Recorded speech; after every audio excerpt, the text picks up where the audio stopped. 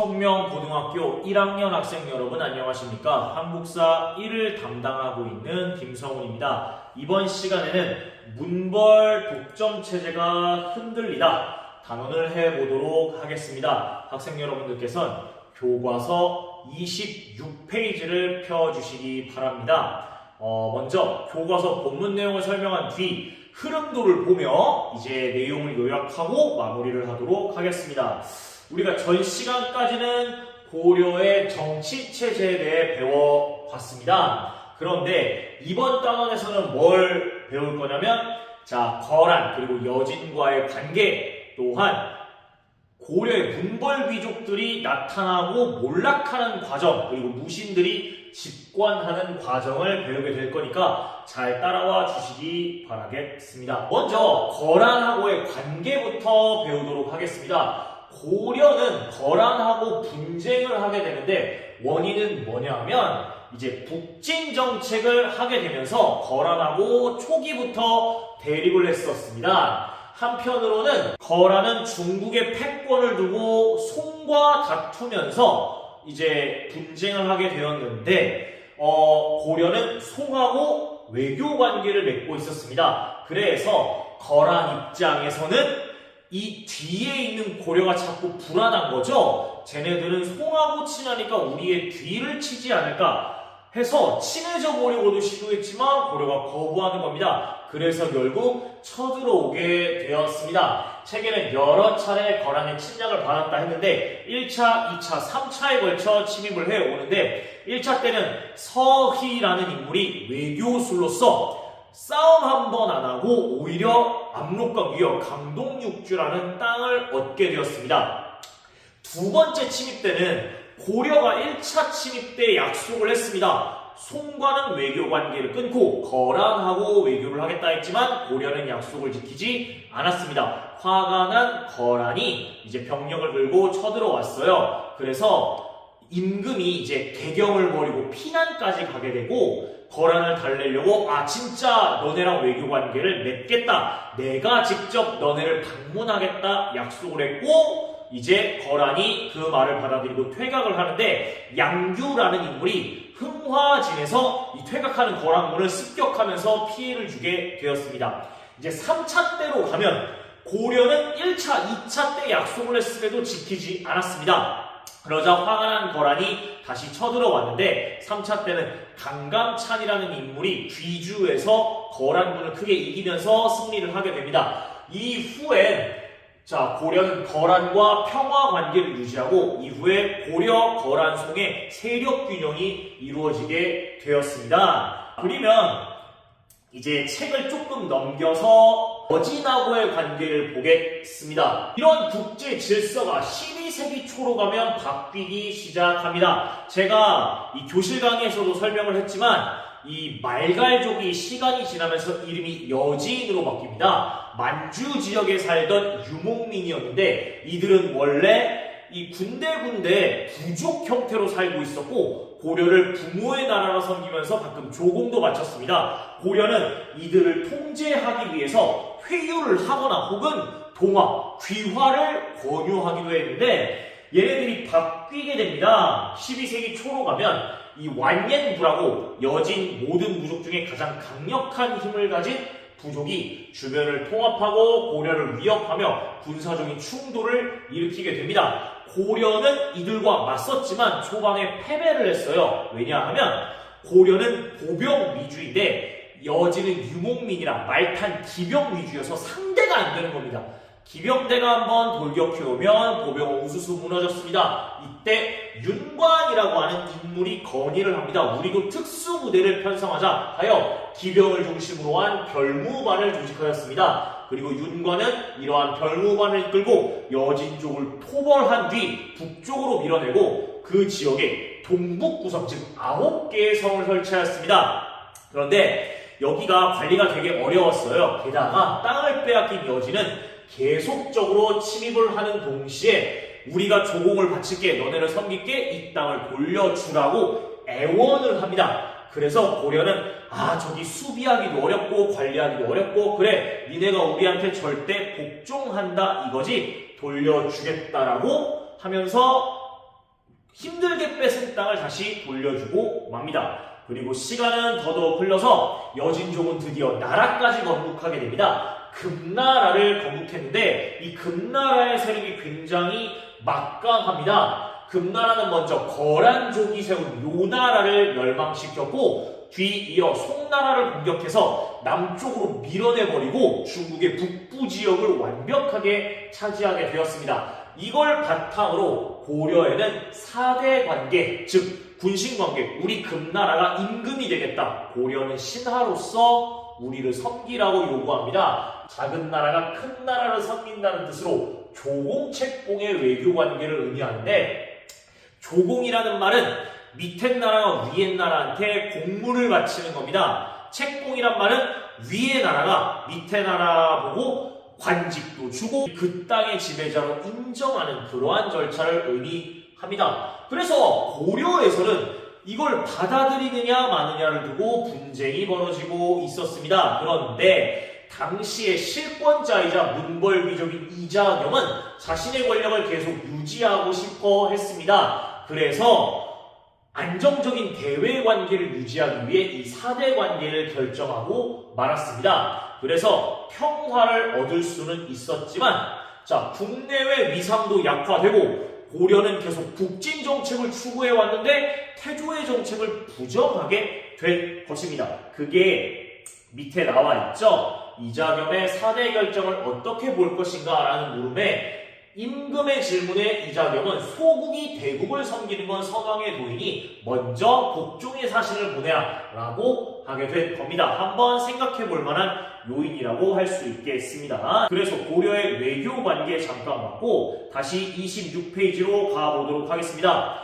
한편 고려에서 광종 때부터 과거 제도가 실시되면서 이제 문벌이라는 사람들이 생겨나기 시작합니다. 문벌이란 여러 세대에 걸쳐 고위 관료를 배출한 가문이라고 말할 수가 있겠습니다. 이들은 왕실이나 다른 문벌과 혼인관계를 맺어 세력을 키웠습니다. 또한 과거제도 그리고 음서라는 제도를 통해 관직에 진출하고 그것을 독점하게 되었습니다. 음서라는 건 뭐냐면 5품 이상의 고위 관료나 공신들이나 왕족들에게 과거 제도를 보지 않고도 벼슬을 주는 거예요. 그야말로 금수저죠. 이렇게 관직에 진출한 사람인데 관직 승진의 제한이 하나도 없습니다. 그야말로 귀족들을 위한 제도라는 거죠. 이러면 어떤 문제가 생기냐 하면 문벌들이 권력을 독점하면 이걸 놓고 싶지 않아요. 그렇다면 지방 출신들, 신진 세력들이 정치에 진출할 기회가 줄어들면서 불만이 쌓이게 되고 또한 문벌 가문들은 권력을 이용해서 백성들의 토지를 빼앗게 됩니다. 여러모로 문제를 일으키게 되고 게다가 왕권까지 약화됩니다. 문벌 귀족들이 권력이 많은데 왕의 말을 듣겠습니까? 아니라서 숙종이란 임금은 이 문벌 세력을 견제하기 위해서 새로운 세력들을 등용하게 됩니다. 이들은 국왕의 옆에 바짝 밀착하여 국왕을 보조하는 동시에 문벌 귀족들과 맞서게 됩니다. 이들을 왕 옆에 있는 세력이라 하여 측근 세력이라고 부른다라는 점 참고로 알아두시기 바라겠습니다. 이들 측근 세력과 문벌 귀족 간의 대립을 잘 보여주는 사건이 바로 이자겸의 난입니다. 당시 이자겸은 왕실의 외척이었습니다. 자기가 딸이 3명 있었는데 이 3명을 전부 왕의 부인으로 들여보낸 겁니다. 그래서 이제 뭐라고 하냐 하면 인종의 외할아버지이자 장인이었어요. 이 말은 뭐냐면 인종 이전에 예종이라고도 임금이 있었는데 이 예종한테도 자기 딸을 시집 보내고 그래서 아들이 나왔잖아요. 그 아들한테도 자기 딸을 시집 보낸 거예요. 모순적인 상황이지만 고려에서는 그게 가능했습니다. 그야말로 무소불위의 권력을 휘둘렀는데 인종은 이 이자겸에게 위협을 느껴서 제거하려고 하였습니다. 이자겸은 이거를 알고 반대파를 제거하여 권력을 독점하고 왕위를 찬탈하고자 꿈꿔서 책에는 안 나왔지만 척준경이라는 유능한 무신과 결합하여 반란을 일으키고 이제 성공을 하게 됩니다. 하지만 임금인 인종은 척준경이라는 무인을 회유한 뒤 이자겸을 쳐달라라고 했고 척준경은 그 말을 들어서 이자겸을 축출하면서 나는 실패로 돌아가게 되었습니다. 이 반란에서 볼 수 있는 것은 이제 귀족들이 분열하고 있다는 겁니다. 처음에는 호족들을 비판하면서 과거 제도로서 신진 세력으로서 들어왔던 이들이 기득권이 되고 그 권력을 놓아먹지를 못해서 분열하고 있고 싸운다는 거잖아요. 그렇죠. 그리고 이러한 반란은 왕이 더 이상 귀족들을 통제하지 못하고 있구나라는 걸 드러내주기도 합니다. 그 이후에 귀족들은 다시 한번 싸우게 되었습니다. 인종은 이후에 왕권을 회복하고 개혁 정치를 실시하고자 신진 세력을 등용합니다. 근데 이 신진 세력의 공통점은 대부분이 서경 출신이라는 겁니다. 그래서 서경 세력이라고 하는데 이 서경 세력은 스님인 묘청 그리고 정지상을 중심으로 하였는데 이 사람들이 내세운 게 그거였어요. 풍수지리설을 강조하고 조금 자주적 성격을 가지고 있었습니다. 그래서 황제를 칭할 것, 그리고 연호를 쓰자, 그리고 금나라를 정벌하자, 그러기 위해 서경으로 천도하자라고 주장을 하였습니다. 목적은 뻔합니다. 개경 세력을 누르고서 왕권을 늘리고 자주성을 혁신하려고 했었습니다. 그런데 김부식을 중심으로 한 개경 세력은 이에 대해 당연히 반대했겠죠. 자신들의 기득권을 내줘야 했으니까요. 이들은 유교를 강조하고 보수적이면서 민생 안정을 위해 금나라와의 사대를 계속 유지해야 한다. 그리고 서경천도에 반대를 했습니다. 그래서 결국 천도가 좌절되자 묘청은 반란을 일으키게 되었는데 결국 김부식이 이끄는 관군에 의해서 1년 만에 진압당하고 맙니다. 이 묘청의 서경천도 운동 역시 문벌귀족 간의 분열을 드러냈고 모순점 또한 더 높이게 되었습니다. 분명 이들은 고려 초기의 신진 세력이고 고려 사회 병폐를 고쳐보고자 일어난 세력이지만 이들 역시 기존의 호족이나 공신처럼 권력을 놓지 못하고 스스로의 변화를 거부하고 그나마 있던 권력을 독점하기 위해 싸우게 됩니다. 이게 모순이죠. 그렇죠? 그들 스스로를 부정하는 거잖아요. 또한 왕권도 약해져요. 그래서 의종은 자기 옆에 측근 세력에 휘둘리기도 하고 반대파에 의해서 목숨이 위험해지기도 하는데 그러한 모순이 폭발했던 사건이 바로 무신정변입니다. 배경은 무신들에 대한 차별과 멸시라고 할 수가 있겠습니다. 무신들은 고려시대 때 엄청난 차별을 받았습니다. 심지어는 무인들을 뽑는 과거 시험은 없어요. 게다가 군대 최고 지휘관은 문신입니다. 즉 무신들은 문신들의 말을 들어야 했었고 하급 군인들은 이들이 일을 하는 데거로 먹고 살기 위해 군인전이라는 토지를 받아야 했는데 이것을 제때 지급받지 못해서 불만이 많았었습니다. 사료를 보세요. 문신들은 의기양양하여 취하도록 마시고 배부르게 먹고 있는데 무신들은 그들의 경호를 서느라 모두 굶주리고 피곤하니 이 어찌 참을 수 있겠습니까? 라는 내용이 나오게 되었습니다. 또한 보현원 사건이라 해서 의종이 보현원으로 놀러갔어요. 이때 문신들하고 같이 술 먹고 놀고 있지만 무신들은 경호를 서기 위해서 놀지도 못하고 있었습니다. 이때 어떤 일이 일어나냐면 문신들이 시킨 거예요. 야, 저기 대장군이랑 누구랑 한번 씨름 한번 해봐라 했는데 대장군이 나이가 있어서 진 거예요. 이 대장군의 이름을 이소응이라 했습니다. 근데 문신들이 그걸 보고 낄낄대면서 모욕을 줬습니다. 대장군이라는 작자가 뭐 이기지도 못하네 하는데 한외라고 하는 젊은 문신이 가가지고 싸대기를 날립니다. 네가 그러고도 대장군이냐라고.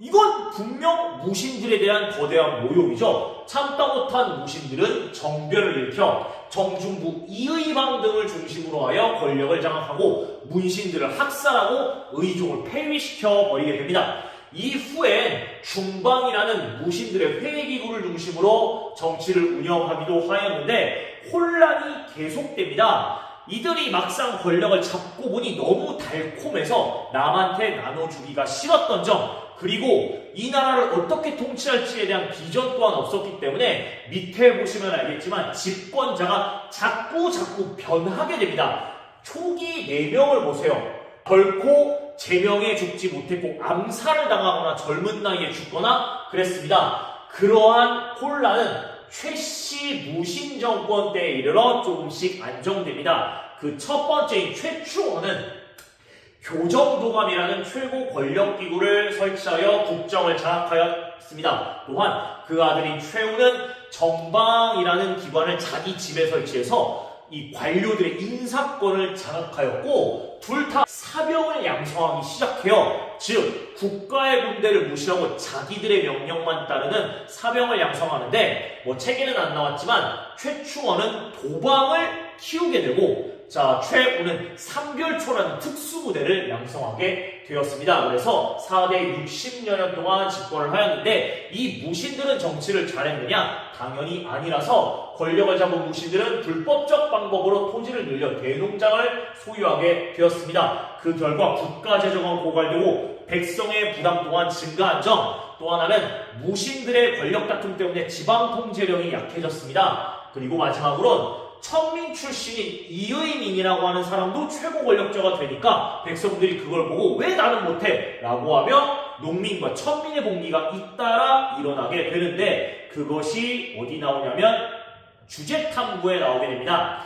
첫 번째 유명한 밀라는 망이 망소이의 난입니다. 여기는 특수행정구역이었던 소에 대한 수탈 때문에 일어나게 되었다라고 보시면 되고, 사료 참고하시면서 이렇구나 보시면 되고요. 또한 밑에 보시면 김삼이와 효심의 난도 나옵니다. 이게 경상도에서 일어났는데, 김삼이와 효심은 서로 다른 지역에서 일어났지만 연합을 했고 신라 부흥 운동을 표방하기도 하였습니다.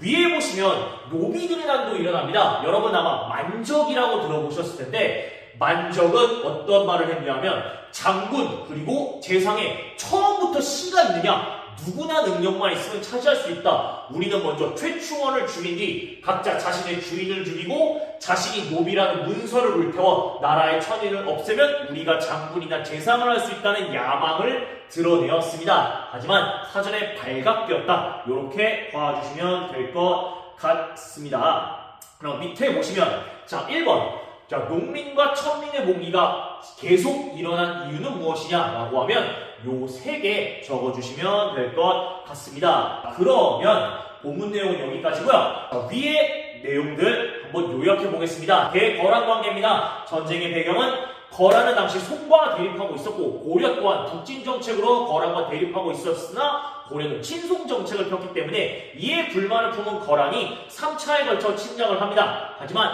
1차 때 서휘, 2차 때 양규, 3차 때 강감찬의 활약으로 고려가 승리했고, 이후엔 고려와 거란은 평화 관계를 유지하였습니다. 하지만 그 이후엔 여진과의 마찰이 일어났습니다. 여진은 고려를 위협한 뒤 군사적으로 충돌을 하게 되는데, 고려가 밀리게 되자 윤관의 건의에 따라 별무반을 조직하여 여진을 토벌하고 동북 구성을 설치하였습니다. 하지만 여진은 침입과 반환 요청을 반복한 끝에 결국 동북 구성을 반환받았습니다. 여진은 이후에 힘이 더 세지면서 금나라를 건국한 뒤 고려의 군신 관계를 요구해 왔습니다. 고려는 당시 권력자인 이자겸이 자신의 권력을 유지하기 위해 안정적 대외 관계를 원했기 때문에 4대 관계를 수용하게 됩니다.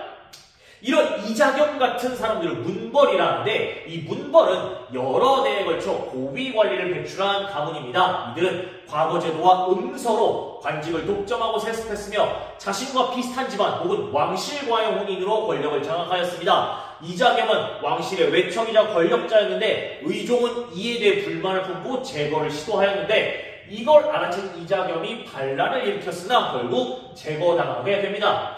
자, 이후에 인종은 왕권 회복을 위해 서경 세력을 등용하였지만 이들은 개경 세력과 대립하였습니다. 서경 세력은 묘청을 중심으로 하여 풍수지리설을 강조하였고 황제를 칭하자 연호를 사용하자 서경을 천도하자 주장하였습니다. 개경 세력은 김부식을 중심으로 하여 유교를 강조하였고 이들은 천도를 반대하고 금나라와 사대 관계를 유지해야 한다 강조하였습니다. 그래서 서경천도가 좌절되자 요청이 반란을 일으켰으나 김부식에 의해 진압되었습니다. 한편 무신에 대한 차별과 멸시가 지속되자 이에 참다 못한 무신들은 정중후, 이의방을 중심으로 정변을 일으켰습니다. 이후의 정치는 무신들의 회의기구인 중방을 중심으로 이루어지게 되는데 초기의 혼란기를 지나 최씨 무신 정권 때로 가면 안정이 이루어지게 됩니다. 최충원은 최고 권력기구인 교정도감을 설치하기도 하였고 최우는 자기 집에 정방을 설치하여 인사권을 장악하였습니다. 한편으로 무신들 또한 수탈을 지속하였고 무신 간의 대립으로 지방 통제력이 낮아진 점 그리고 이의민 같은 천민 출신 권력자가 등장한 것을 보고 농민들이 동기하였습니다. 공주의 명학소에선 망이 망소이의 난이 그리고 김삼위와 효심은 신라 부흥을 표방하며 난을 일으켰고 만적은 노비들을 모아서 난을 시도하였다. 보아주시면 될 것 같습니다. 오늘은 여기까지 하겠고 다음 시간에 뵙도록 하겠습니다. 구독과 좋아요, 댓글에 알림 설정 부탁드립니다. 항상 최선을 다하는 청명고등학교 학생 여러분 사랑합니다.